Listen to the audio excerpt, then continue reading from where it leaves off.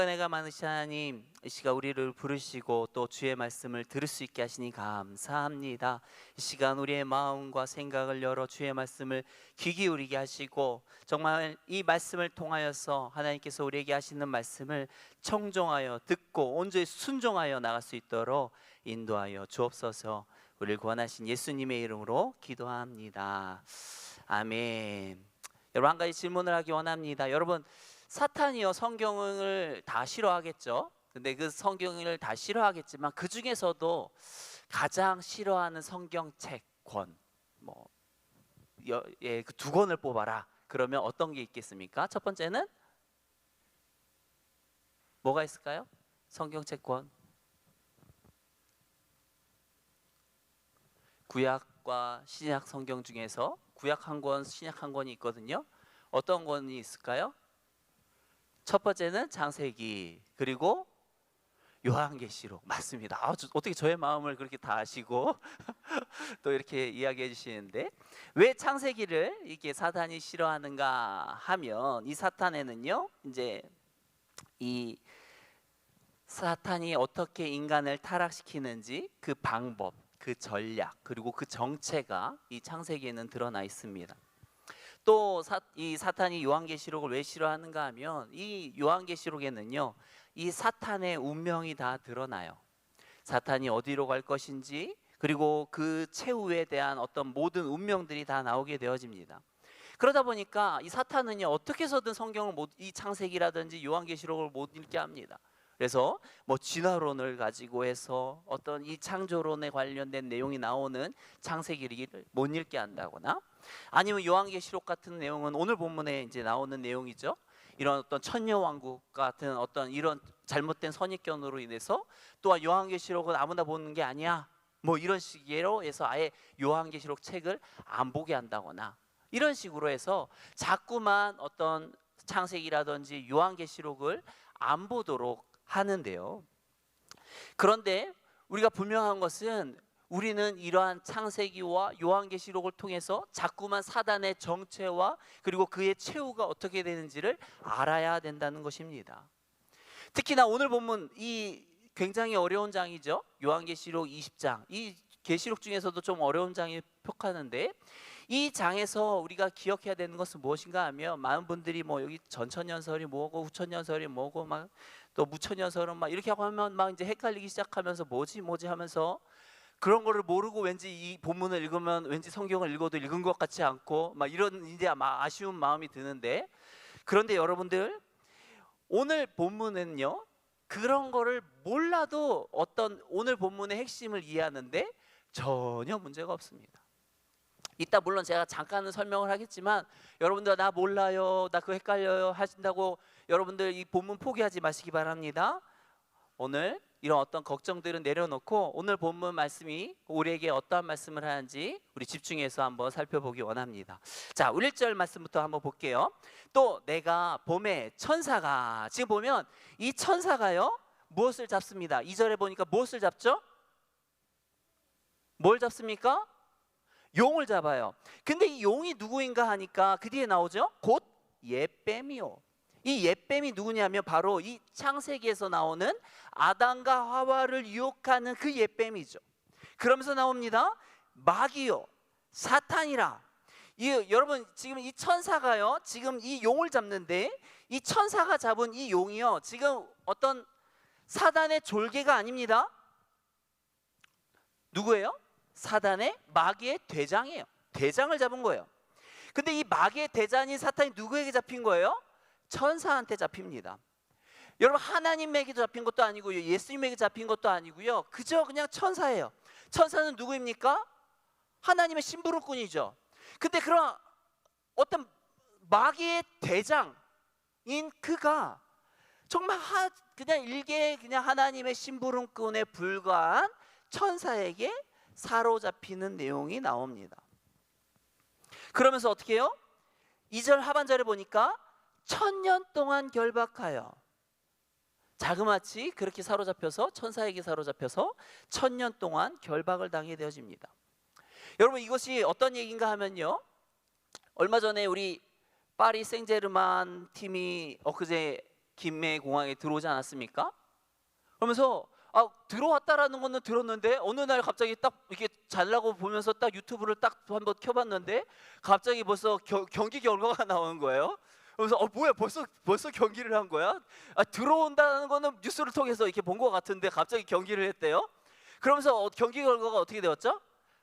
이 파리 생제르맹 팀과 우리나라의 그 전북이라고 하는 팀이 붙었어요. 그리고 이 파리 생제르맹은요, 이게 유럽 팀이잖아요. 유럽에서 이렇게 왔는데, 근데 이 오자마자 그 다음 날 바로 경기를 했어요. 제대로 쉬지도 못하고 바로 했겠죠.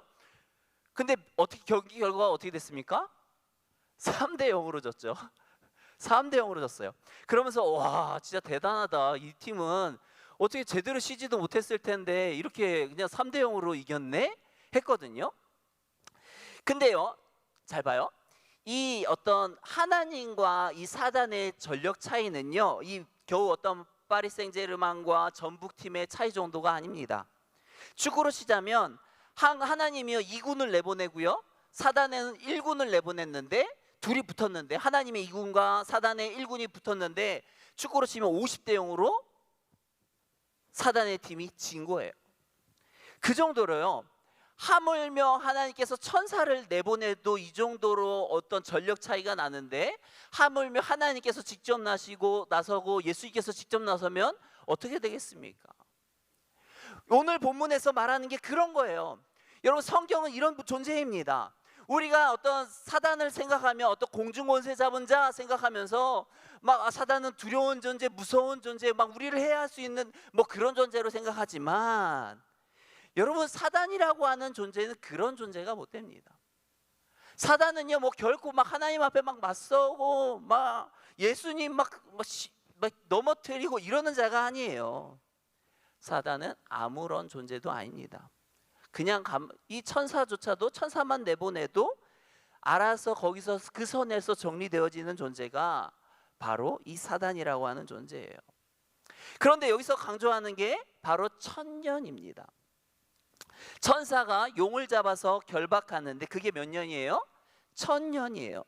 여기서 1000년이라고 하는 것은 무엇인가 하면 1000년 동안 결박한다, 즉 어떤 실제 어떤 시간을 계산하면서 1000년이 아니고요, 완벽하게 갇힌다라는 것입니다. 여러분, 신약 성경 전체에 따르면요, 사탄의 멸망은 총 2단계에 걸쳐집니다. 한번 그 PPT를 띄워 주시겠습니까?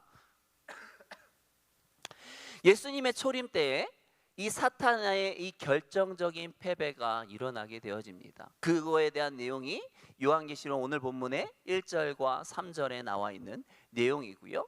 그리고 이 예수님의 재림 때에 사탄의 이제 완벽한 이제 패배, 이제 완전한 패배가 이제 끝나게 되어지는데, 그게 오늘 본문의 7절과 이제 10절에 해당되어지는 내용입니다. 여러분, 이 내용을요, 우리가 이제 좀 이해하기가 어려울 수 있는데요, 이것을 이해하기 쉽도록 벌써 학자들이요 많은 비유로 이것들을 내놓습니다. 제가 그 학자들이 쉽게 이해할 수 있도록 내놓은 이제 비유를 한 가지 소개할게요. 한번 넘겨주시면요, 2차 세계대전 당시에는요, 어떤 전쟁의 최대의 고비이자 이 전환점이 언제였는가 하면 이 1944년에 6월 6일 노르망디 상륙작전, 이것을 통해서 이제 거의 연합군의 승리가 굳혀지게 되어집니다. 그러면서 이때부터 독일군이 이제 패배하기 시작합니다. 그런데 이때 바로 패배한 게 아니에요. 이 상륙작전이 이제 결정적인 어떤 전투, 어떤 패배 전투였지만, 그렇지만 이때 패배가 이루어진 게 아니고요, 바로 언제 항복하게 되는가 하면 오른쪽에 나와 있는 것처럼 1945년 5월 7일 이때가 바로 이 독일군에게 정확하게 한 거예요. 그러니까 어떤 이 전력이 완전히 이제 이쪽으로 승리의 공세가 넘어가게 되어진 거는 44년 6월 6일이었지만 완벽하게 이제 항복한 날은 1945년 5월 7일이었던 거죠. 이것이 그 어떤 그리스도의 재림으로 말하면 예수님의 초림 때가 어떤 사탄의 결정적인 패배가 일어나게 되어집니다. 그게 바로 이 노르만디 상륙 작전과 같은 거예요. 그런데 어떤 이 예수님의 재림 때 어떻게 되는가 하면 이제 독일군이 완전히 항복하면서 이제 내놓은 거죠. 이게 이제 이런 어떤 완전한 패배를 의미하게 되어지는 겁니다. 그렇다면 우리가 이제 예수님의 어떤 초림과 그 다음에 예수님이 다시 오실 그 재림 사이에 우리가 지금 살아가고 있지 않습니까? 그러면 이때 살아가고 있는 이 사탄의 어떤 이 존재를 우리가 어떻게 이해하면 좋을까? 사탄은요, 우리가 여기 초림 때에 나타난 것처럼 이미 사탄은요 결정적으로 패배했어요. 우리 다음 장면으로 넘겨주시면 예수 그리스도께서 어떻게 해요? 이게 지금 뭐 모든 애니메이션이 다 그대로 다 꺼져 있는데 보면 이 예수님께서 십자가에 못 박혀 죽으심으로 말미암아 어떻게 됐어요? 사단의 머리가 박살난 거죠. 그러면서 완전히 박살났어요. 근데 어떻습니까? 이 박살이 나면서 박살이 났다고 해서 이 사단의 존재가 아무것도 못하는 게 아니에요. 나 완전히 죽었어, 머리가 깨졌으니까 못 움직여, 이게 아닙니다. 여러분, 우리가 생선에 어떤 이렇게 목을 쳐도 어때요? 파다다닥 파다다닥 이렇게 하지 않습니까? 파다다닥 하잖아요. 그런 것처럼 사단이 지금 머리는 깨졌어도요, 지금 꼬랑지로 막 하는 거예요. 그러면서 내가 이런다고 내가 죽을 것 같아, 내가 포기할 것 같아 하면서 자기에 있는 온 힘과 에너지와 이런 것들을 가지고서 이 땅에 살아가고 있는 그리스도인들을 괴롭히고 시험하고 넘어뜨리는 거예요. 그러다 보니까 어떻습니까? 여전히 어떤 사단의 세력은요 강력해 보입니다. 여전히 많은 사람들이 사단의 세력에 미혹돼서 넘어가기도 하고요, 또 사단의 어떤 주는 어떤 감동이나 어떤 이런 것을 통해서 내가 예수다 하고 막 이단들이, 온갖 이단들이 막 나타나고 막 교회를 배교하고 교회를 핍박하는 일들이 일어납니다. 그러면서 막 어떤 하나님께서 싫어하시고 사단이 좋아하는 뭐 동성애를 좋아한다든지 이런 것들을 막 만들어낸다든지, 뭐 자꾸만 하나님이 싫어하는 어떤 죄라든지 이런 것들을 만들어내는 어떤 그런 일들을 만들어내죠. 이게 다 뭐예요? 사단의 역사예요. 근데 우리가 이러한 역사들을 보게 되면, 아니 사단이 분명히 머리가 깨졌다고 그러는데 왜 이렇게 사단이 강력하지? 왜 이렇게 저 사단은 정말 공중거세 자부처럼 그 말처럼 이 세상에 있는 모든 어떤 권력은 다 자기가 잡고 막 휘두르고 막 하는 것 같은데 라는 생각이 들 수 있어요. 맞죠? 아니 도대체 진짜 이 사단의 머리가 깨진 게 맞아? 얘는 왜 이렇게 안 죽는 거야? 이렇게 생각이 들 수 있어요. 그러나 우리가 기억해야 되는 것은, 확실한 것은 무엇인가 하면, 예수님께서 이 땅에서 우리를 대신해서 죄의 십자가에 못 박혀 죽으심으로 말미암아 이 사단의 존재의 이 머리, 어떻게 보면 이 대가리라고 표현할게요. 이 대가리가 박살난 거는 이거는 팩트예요. 팩트예요. 그렇지만 그 증거가 그럼 무엇입니까? 라고 물은다면 그 증거는 무엇입니까? 저와 여러분들이에요. 저와 여러분들이 사단이 머리가 박살났기 때문에 이 자리에 있을 수 있는 거예요. 여러분, 예수님이 이 땅에 오시기 전까지만 해도 이 땅에 예수님을 믿는 사람들은 누가 믿었을까요? 유대인들, 소수만 믿었어요. 그 당시에 뭐 로마, 그리스인, 뭐 헬라인들 다 예수님 안 믿었어요. 전 세계에 있는 모든 사람들이 예수님을 안 믿고 그저 그냥 유대인들 가운데 몇 사람들만 예수님을 믿었습니다. 근데 어때요? 예수님께서 이 사단의 머리를 박살내셨기 때문에 어떤 일이 일어나는 겁니까? 전도가 일어나지고 선교가 일어나는 거예요. 사단이 아무리 강성해 보여도요, 여러분 박살난 건 팩트입니다.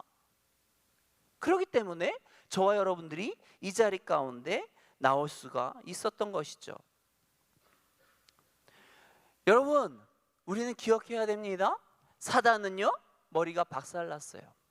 하지만 이 자는 어떤 자입니까? 끝까지 포기하지 않습니다.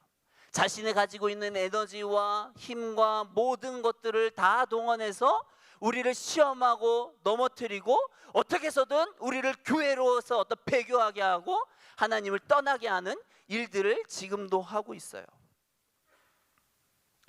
오늘 본문의 그 3절 말씀에 보시면요, 마지막 부분에 보시면 이러한 얘기가 나옵니다. 어떤 내용이 나오는가 하면, 이 3절 한번 볼게요.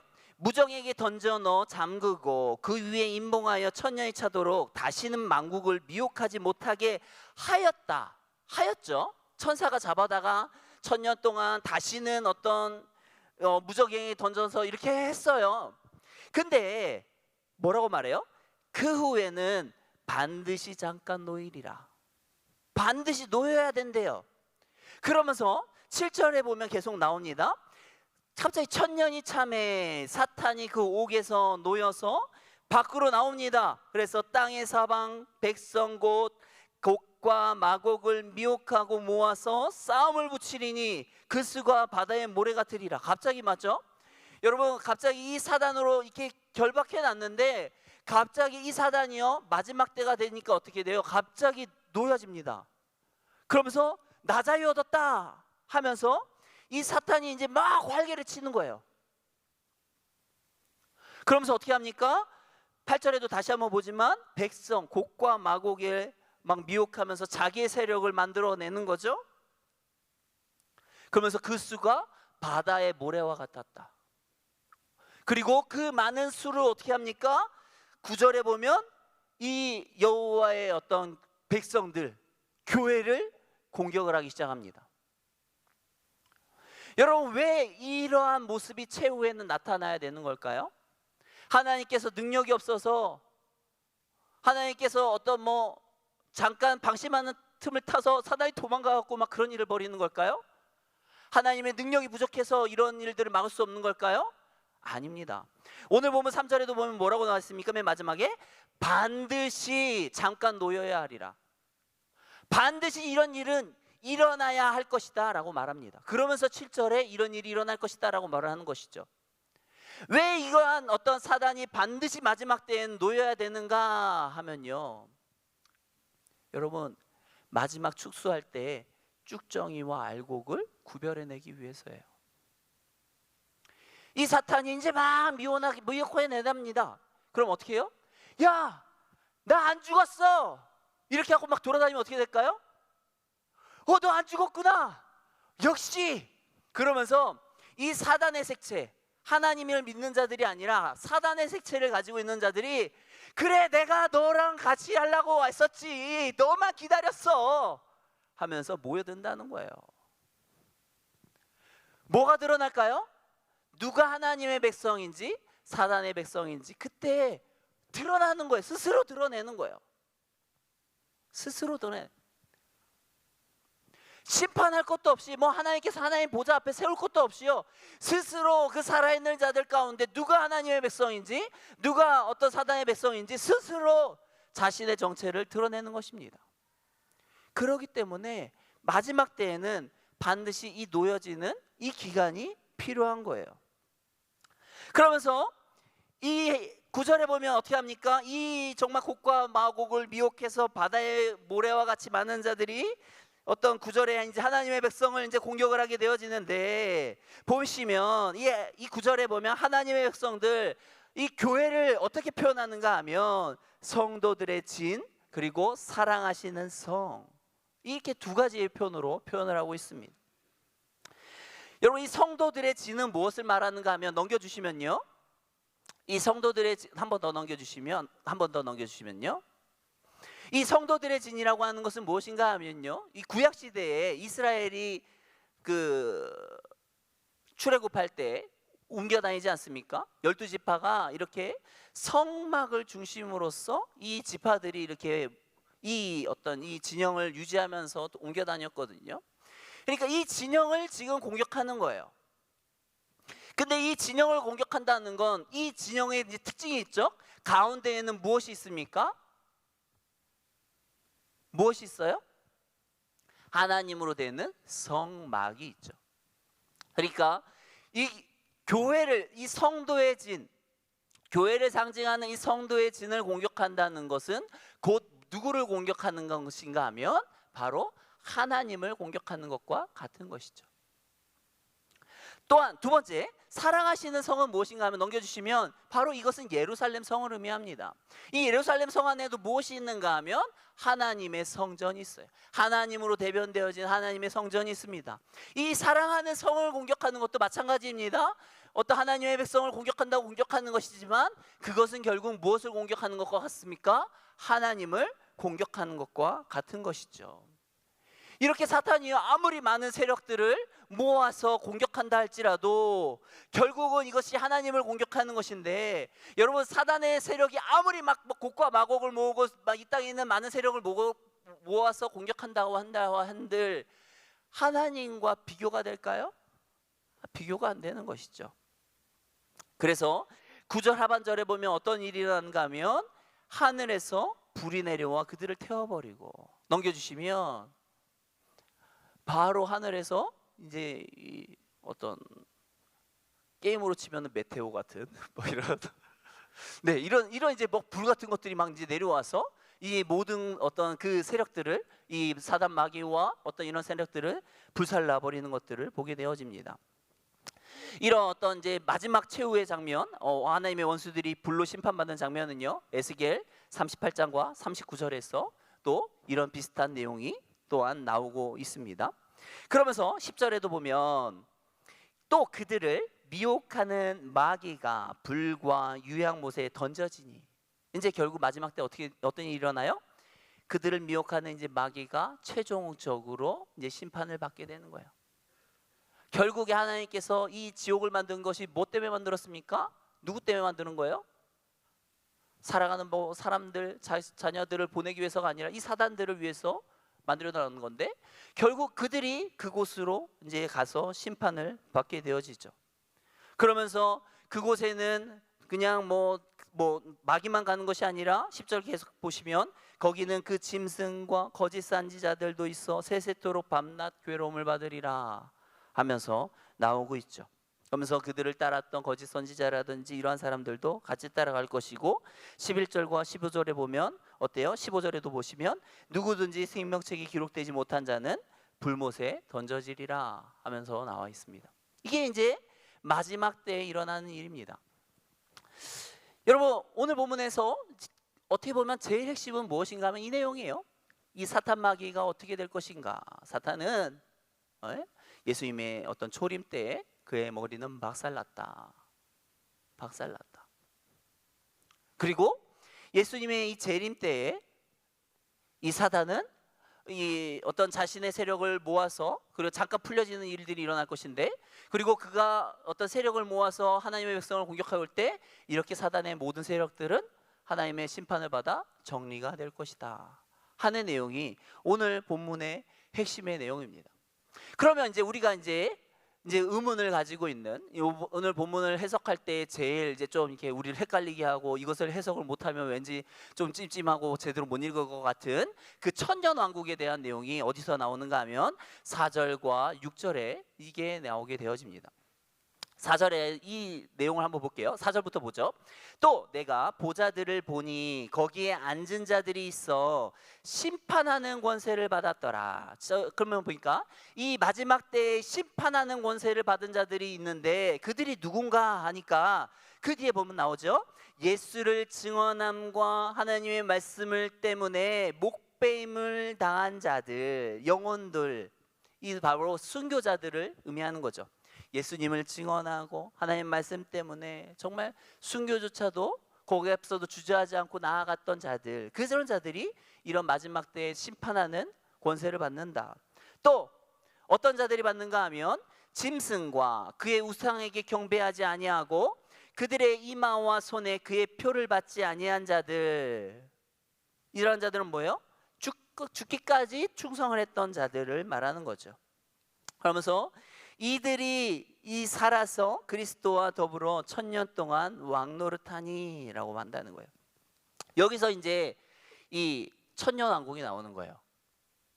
천년 왕국이라고 하는 단어는 없습니다. 1000년 동안 왕노릇을 한다라는 표현이 나오는 거죠.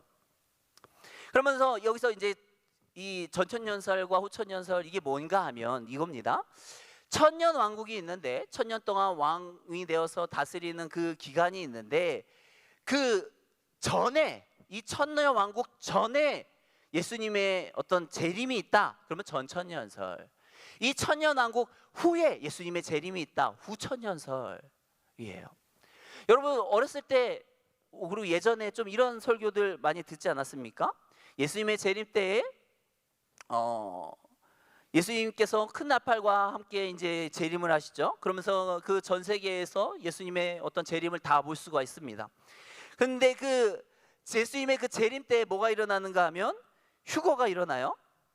그러면서 이제 예수님을 믿는 사람들은 휴거가 일어나고, 또 뭐 그 땅에 뭐 휴거받지 못한 사람들은 뭐 7년이 환란이 닥치고, 그 7년 환란 동안 이제 회개를 해야 천국을 갈 수 있고, 뭐 그 7년 환란 후에는 뭐 천년 왕국이 임하는데, 그리고 그것이 끝나면 뭐 종말이 온다라는 뭐 이야기들을 아마 그 당시에 들었을 겁니다. 그래서 저도 어렸을 때 이런 이야기들을 들으면서 정말 예수님 똑바로 믿어야지, 그러면서 그 7년 환란 때 어떻게 그것을 견디지? 막 이러면서 이제 막 걱정했던 이제 생각이 있는데요. 근데 이 이야기는요, 복잡하잖아요. 몰라도 됩니다. 몰라도 돼요. 이런 전천년설, 후천년, 이런 지금 했던 얘기가 바로 전천년설의 이야기거든요. 이거는 이제 지나간 얘기예요. 예전에 이렇게 신학자들이 이런 얘기를 했다라는 거고요. 오늘날 신학자들은 이렇게 말하지 않습니다.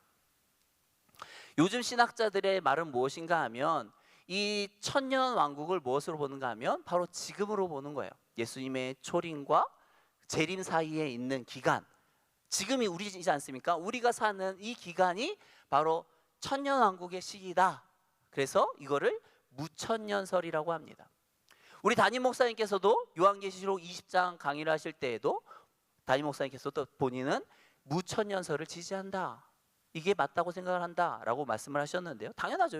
요즘은 다 그렇게 생각을 합니다. 대부분들. 그러면서도 만약 예전에 어떤 그 전천년설의 내용을 들은 것들로 인해서 전천년설에 뭐 어떤 생각을 가지고 있다면 뭐 그렇게 생각하셔도 된다, 이렇게까지도 담임 목사님께서 말씀하셨거든요. 뭐 그게 중요한 내용은 아닙니다. 근데 왜 이제 이게 어떤 이거를 아니냐, 왜 뭐 전천년 후천년설이 아니냐, 왜 이건 그 이유는 무엇인가 하면, 왜 그동안 이 천년이라고 하는 숫자는 대부분 다 상징으로 보면서 갑자기 여기서만 천년을 실제 수로 세갖고 막 천년 왕국이라고 하느냐, 그건 아니다, 이제 보통 이렇게 생각을 하게 되어집니다. 근데 이 천년 왕국에 있는 내용을 제대로 이해하기 위해서는요, 우리가 이거를 조금은 알아야 됩니다. 5절과 6절에 보면 특히나 6절에 볼게요. 그냥 6절로 보시면 첫째 부활이라는 단어가 나오고요. 그리고 첫째 부활에 참여한 자들은 복이 있고 거룩하도다 하면서 둘째 사망이 나옵니다. 이 단어가 뭔 뜻인지를 알아야지 여기서 이제 말하고자 하는 이제 핵심의 내용을 우리가 이해할 수가 있어요. 자, 보면 첫째 부활이 있고 둘째 사망이 있습니다.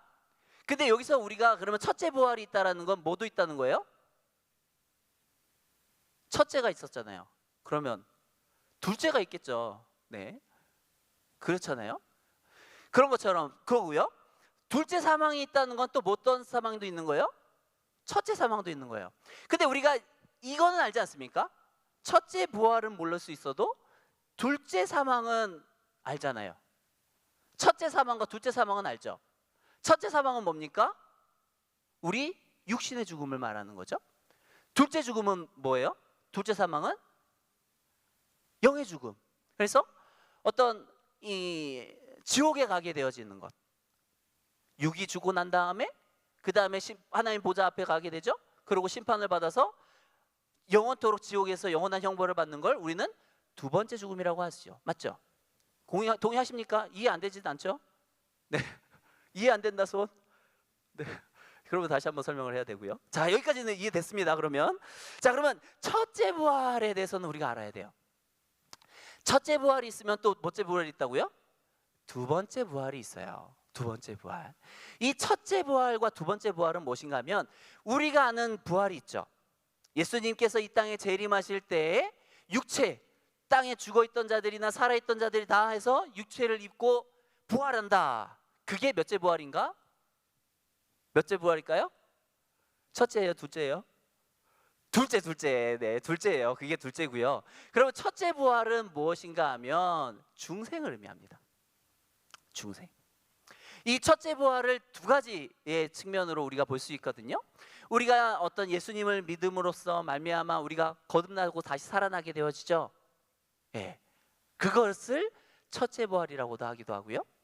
또한 우리가 이제 죽게 되지 않습니까?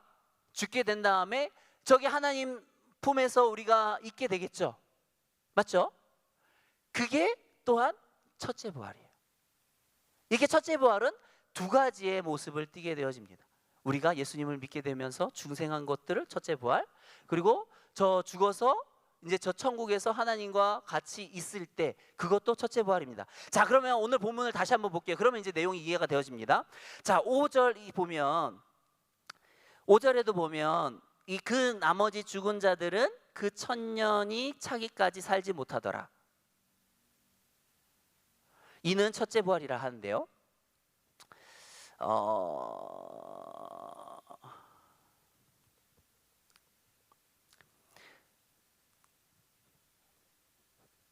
이 사람들이요. 제가 먼저 설명을 한 다음에 그 다음에 내용을 진행을 할게요. 그 당시 사람들이 어떠한 고민을 가지고 있었는가? 결국 이 요한계시록이라고 하는 책이 물론 오늘날을 살아가는 우리에게 전달하기 위한 책이기도 하지만 첫째 어떤 청중은 누구에게있어요? 그 당시 살아가는 요한이 쓰던 그 당시 청중이 첫 번째 독자들이잖아요. 그들을 대상으로 제일 먼저 쓰여진 거예요. 근데 그들이 어떠한 고민을 가지고 있었습니까? 예수님을 믿는 것 때문에 자꾸 죽어가잖아요. 아니, 사단은 머리가 깨졌다고 그러는데, 머리도 깨졌다고 그러는데 자꾸 겁나게 정말 우리를 다 죽이고 이러다가 우리는 다 죽을 것 같고 하는 그런 상황 가운데 있는 것 아닙니까? 그러면서 물론 알겠어요. 저들의 어떤 최후는 알겠어요. 저들의 최후는 결국은 어떤 지들은 지금 멸망했고 머리가 깨졌고 그리고 마지막에는 멸망할 거지만, 그런데 그 사이에서 어떤 저들의 어떤 고난과 괴로움으로 인해서 죽은 자들은 손해 아닙니까? 이거예요. 아니, 저들이 머리가 깨졌다라는 건 아는데 저들이 그럼에도 불구하고 저렇게 많은 영향력을 통해서 우리를 저렇게 괴롭히고 고난 가운데 우리를 죽이고 사자밥이 되게 하고 우리를 화형시키고 막 이러는데 우리가 살아있어야지 어떤 이런 예수 그리스도의 은혜도 누리는 거지, 죽으면 소용없는 거 아니에요? 이런 고백에, 이런 질문에 지금 대답하고 있는 거예요. 봐봐요. 다시 한번 4절부터 다시 한번 볼게요. 또 내가 보자들을 보니 거기에 앉은 자들이 있어 심판하는 권세를 받은 자들이 있었죠. 그들이 첫 번째는 누구입니까? 예수를 증언함과 말씀 때문에 못배임을 당한 자들, 또한 짐승과 우상에게 경배하지 아니하고 이바의 어떤 표를 받지 않은 자들이 그들이 이제 그러는 건데, 근데 우리는 그들이 죽었다, 소망이 없다 라고 말을 하는데 하나님은 그들을 뭐라고 말합니까? 살아있다, 아니 죽지 않았다 라고 말하는 겁니다. 우리는 그들이 죽어있기 때문에 이거 손해 아닙니까? 라고 말할지 모르겠는데 아니다, 그들은 살아있다. 그래서 어떻게 해요? 살아서 그리스도와 더불어 천년 동안 왕노릇한다. 저곳에서 그들은 살아있다. 그곳에서 지금 왕노릇하고 있어. 하나님과 함께 왕노릇하고 있어. 근데 봐봐, 그 나머지 죽은 자들, 예수님 고난 없이 그냥 죽은 사람들 있잖아. 그 사람들은 천년이까지 차기까지 살지 못해. 그 사람들은 죽어. 그 사람들은 살지 않았는데 저 자들은 그 목바임만 순교한 자들, 죽기까지 어떤 하나님 배교하지 않은 자들은 지금도 살아있고 지금도 왕노릇하고 있어. 그러면서 말하는 겁니다. 이게 첫째 부활이야. 이 6절에 이 첫째 부활에 참여하는 자들은 복이 있고 거룩하도다. 둘째 사망은 무엇입니까? 지옥에 가는 거죠. 그래서 영원토록 형벌받는 것이 그들을 다스리는 권세가 없고 도리어 그들이 하나님과 그리스도의 제사장이 되어 천년 동안 그리스도와 더불어 왕노릇한다. 이게 천년왕국의 내용이에요. 이게 오늘날 말하는 어떤 이 무천년설이죠. 이 하나님 나라에서 지금 천년왕국 하나님과 함께 살아가고 있다. 또한 이 땅에서 예수님을 중생함으로 말미암아 하나님과 함께 살아있으면서 이 땅에서 왕노릇하며 살아가고 있다. 그래서요, 여러분, 우리는 자꾸 저들은 죽었기 때문에 손해 아닙니까 할지 모르지만 하나님은 뭐라고 말한다고요? 아니야, 저들은 죽지 않았어. 지금도 살아있고 왕노릇하고 있어. 그런 어떤 관점이 있기 때문에 성경에 보면 어떻습니까? 스데반이 죽으면서, 돌에 맞아 죽으면서 어떻게 죽어요? 아, 나 살려줘! 이럽니까? 웃으면서 죽죠. 웃으면서 죽어요. 또한 어떻습니까? 성경도 이 재미있게 스데반의 죽음을 뭐라고 표현합니까? 잔다. 잔다. 죽었다 표현하지 않습니다. 왜요? 그는 살아있기 때문에, 죽은 존재가 아니기 때문에 잔다라고 말하고 있는 것입니다. 이것을 통해서 오늘 본문이 말하는 것은 명확합니다. 여러분, 사단은요 망했어요. 예수님께서 십자가에 못 박히심으로 말미암아 그의 대가리는 깨졌고요, 완전히 망했습니다. 그러나 그 사단은 어떻습니까? 아직도 살아서 발버둥을 치고 있어요. 파닥파닥 하면서 자신의 모든 에너지를 동원해서 우리를 동원하고 있습니다. 하지만 아무리 그가 발악을 한다 할지라도 이 땅에는 전도가 이루어지고 있고 선교가 이루어지면서 하나님의 역사는 이루어지고 있어요. 그가 발악함으로 말미암아 설령 우리가 죽을 수도 있습니다. 순교할 수도 있습니다. 목배임을 당할 수도 있습니다. 하지만 그렇게 우리가 목배임을 당한다 할지라도 우리의 그 어떤 최후는 그것으로 인해서 끝! 죽음이 아니라 뭐예요? 살아서, 설령 목배인다 할지라도 살아서 그리스도와 함께 왕노릇한다. 결국 어떤 이것이 승리냐 패배냐 하는 것은 무엇을 통해 드러나는가 하면 중간에 알 수 없는 거예요. 최후에 나타나는 거예요. 마지막을 가봐야 이 사람이 진짜 승리자구나 패배자구나 하는 겁니다. 지금 아무리 사단에 속한 자들이 사단의 권세 아래서 아무리 막 떵떵거리면서 막 살아간다고 해도 저들이 어떤 많은 돈과 어떤 권력과 이런 것들을 누리고 살아간다 할지라도 저들이 승리자가 아닙니다. 설령 우리가 예수 그리스도 때문에 핍박을 받고 돈 없이 궁핍받고 살고 한다 할지라도, 그리고 그렇게 하다가 우리가 나사로처럼 궁핍한 모습으로 죽는다 할지라도 우리는 패배자가 아닙니다. 최후에 가봐야 하는 거예요. 최후에 가면 우리의 진정한 본 모습이 드러날 것입니다. 아니요, 최후 가지 않더라도요 우리가 죽게 되어지고 이 안에서도요 어떻게 해요? 그리스도와 함께 영원토록 왕노릇, 천년 동안 왕노릇하며 살 수 있는 것입니다. 저와 여러분들이 이 소망 붙드시고 이 땅에서 끝까지 예수 그리스도 배교하지 마시고 끝까지 예수님 붙드시고 승리하며 믿음으로 살아가는 저와 여러분들이 되기를 축원합니다. 이 시간 같이 기도하겠습니다. 우리 같이 통성으로 기도하기 원하는데요, 같이 기도하기 원하는 것은 하나님, 우리 안에 돈을 사랑하는 마음이 있습니다. 세상의 권력을 사모하는 마음이 있고요, 세상이 좋다는 것들을 쫓는 마음이 있습니다. 하지만 주님, 그렇다고 그것들을 못 이겨서 예수님을 배교하고 버리고 떠나는 그런 일은 없기 원합니다. 내 목숨이 중요해서 예수님을 버리고 떠나는 일이 없게 하여 주옵소서. 이 땅에서 정말 끝까지 예수님 믿게 하시고 끝까지 주를 위해서 살아가는 자들이 되게 하여 주옵소서. 이 시간 같이 통성으로 기도하며 나가겠습니다. 기도합니다. 사랑과 은혜가 많으신 하나님, 우리를 붙들어 주시기 원합니다. 정말 우리가 하나님을 바로 알기 원합니다. 이 땅의 마지막 최후의 모습을 온전히 분명히 알기 원합니다.